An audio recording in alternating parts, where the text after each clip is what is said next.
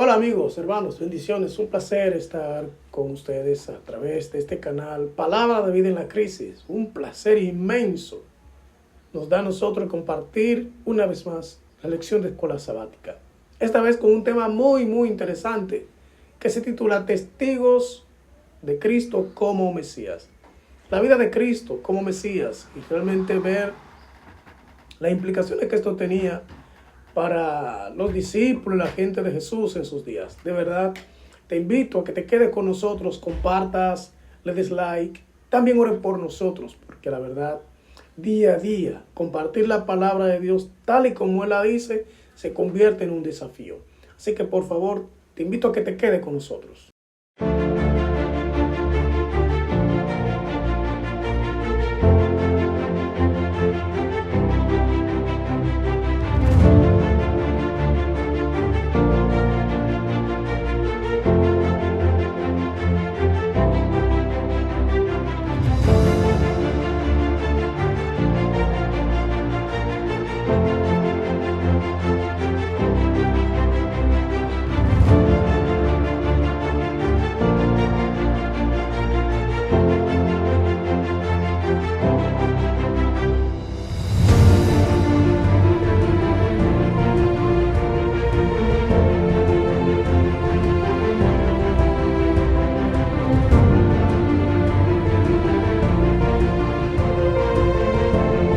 Aquí estamos y oramos al Señor y gracias por quedarte a escuchar este interesantísimo tema sobre testigos de Cristo como Mesías.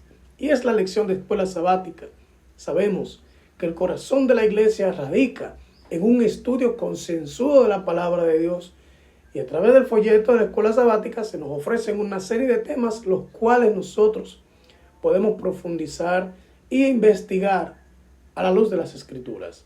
Quiero decir que el material de escuela sabática no necesariamente es un material inspirado, sino un material, una guía de estudio de la Biblia, en el cual en ella podemos encontrar todo lo que necesitamos conocer acerca de Dios. Así que antes de iniciar este interesantísimo tema, te invito por favor a que ores conmigo. Padre nuestro que está en los cielos, gracias por tu bondad, tu misericordia, gracias porque siempre has estado ahí para nosotros. Y en este momento especial pedimos que por favor nos dirija en el estudio de tu palabra en el nombre de Jesús. Amén. Testigos de Cristo como Mesías. El versículo de memoria para esta semana se encuentra en Juan capítulo 3, versículo 3, que nos dice: Jesús respondió, te aseguro, el que no nace de nuevo no puede ver el reino de Dios. El que no nace de nuevo no puede ver el reino de Dios. Así que es una condicionante que nos pone en la Escritura el Señor para poder disfrutar de las bendiciones que el cielo tiene para nosotros. Es menester primero nacer de nuevo.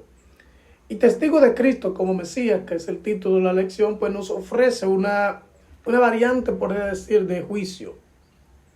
Porque los testigos regularmente aparecen en un juicio. Ahora bien, ¿cuál es el juicio aquí?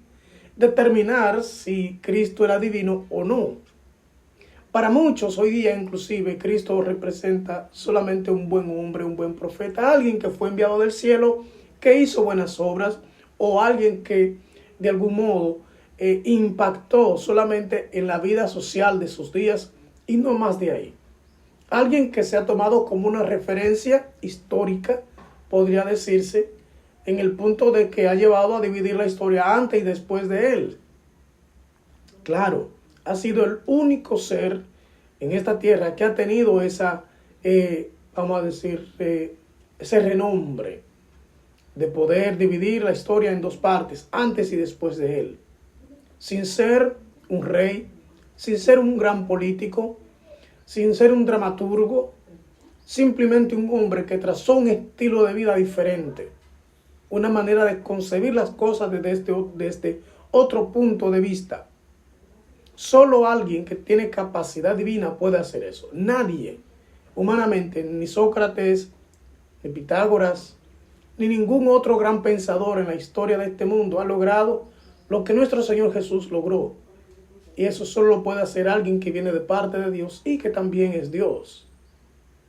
Pues es el que ha creado todas las cosas y el que ha impactado la vida del ser humano de una manera muy diferente.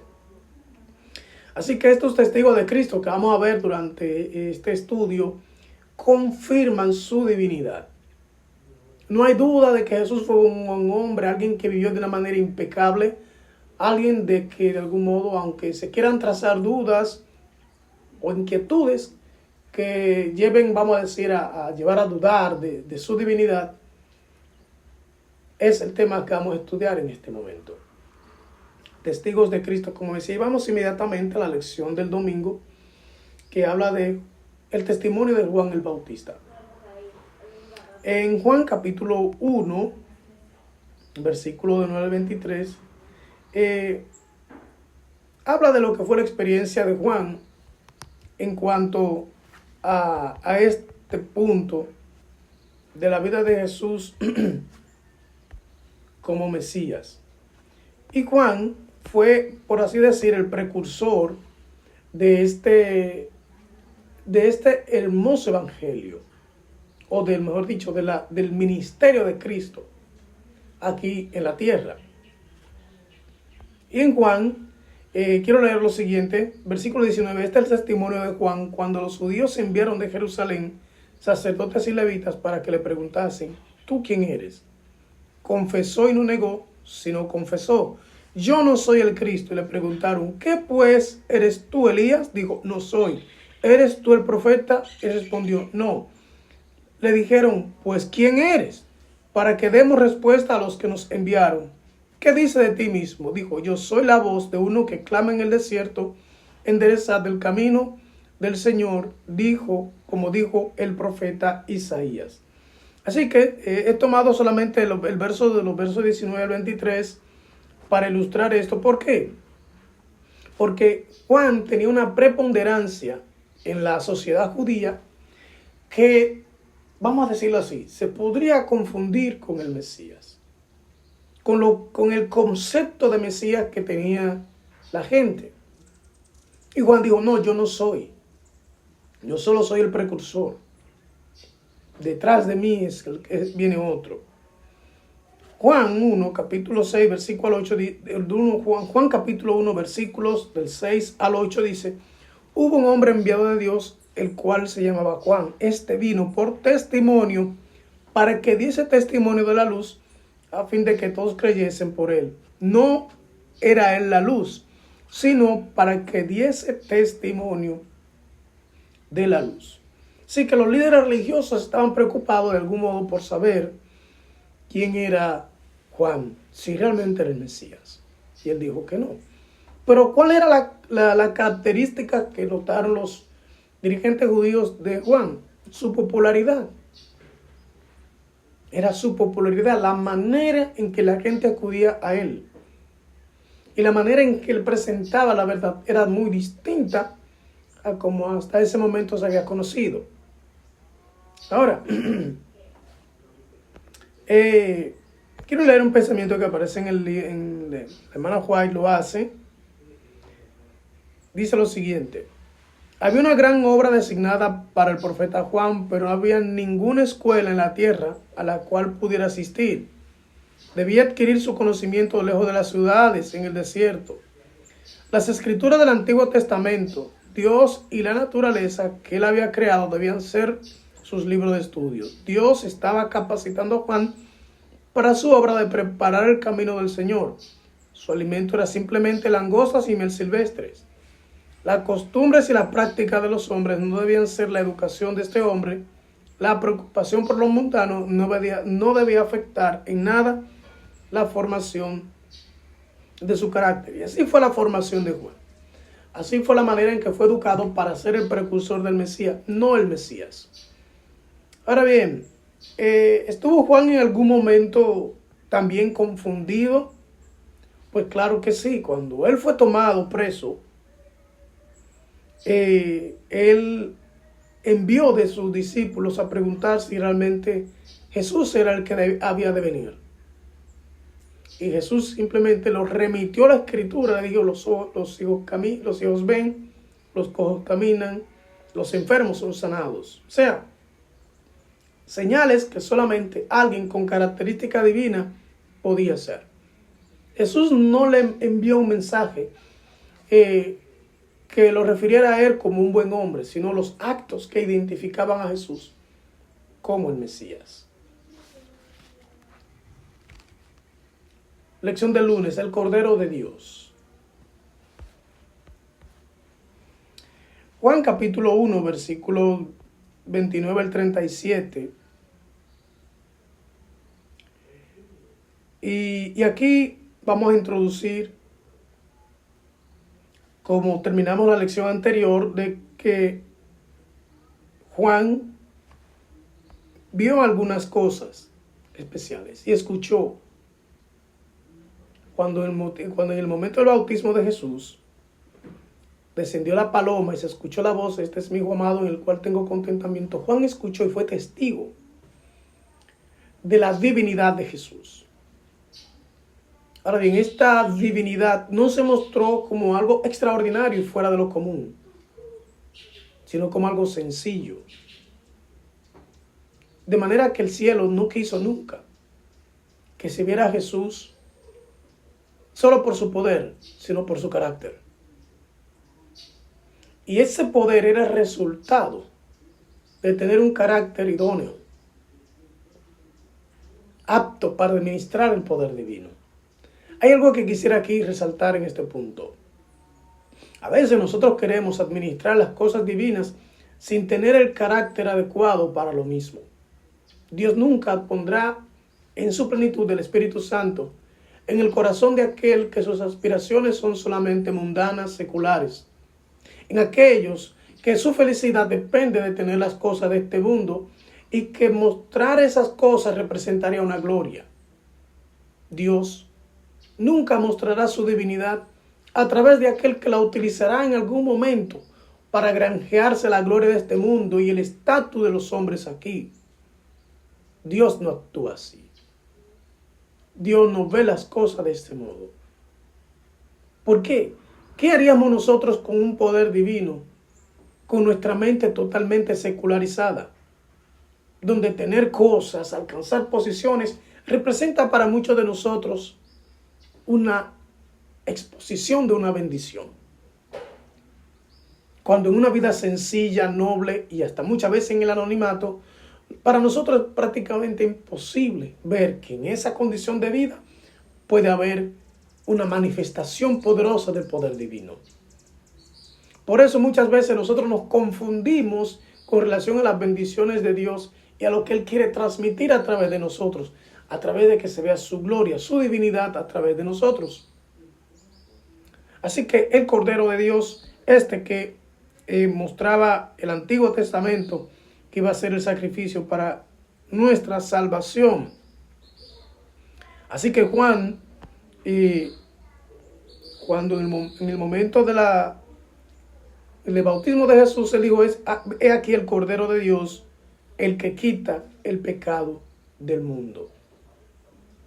Mostrando así que nuestro Señor Jesucristo era aquel que las profecías señalaban como el Redentor, como el Salvador de este mundo.